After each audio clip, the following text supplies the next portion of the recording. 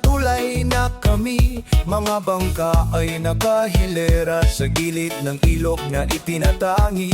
Ihahanda ang lakas ng baso at hawakan ng sagwan, upang ang mga turista ay masayang gabayan. Magsisimula ang biyahe sa ilalim ng mga dahon ng yog sa Litig River.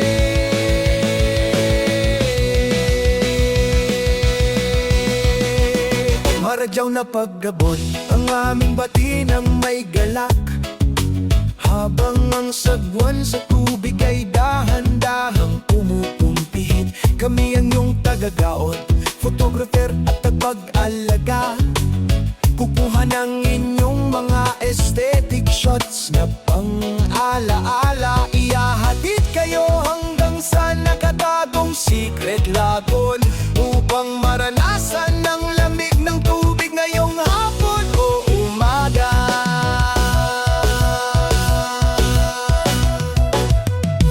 Ito ang buhay naming mga tour guide sa maasin. Pawis at pagod sa katawan ay agad ding papawiin, dahil ang bawat ngiti at tawa ng aming mga bisita ang tunay na biyaya para sa pamilya at sa bayan ng Pilar.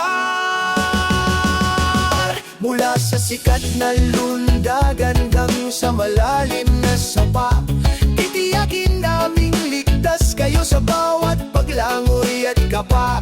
Umaraw man o umulan, ang serbisyo namin ay tapat. Ipagmamalaki ang ganda ng maasin sa buong lahat.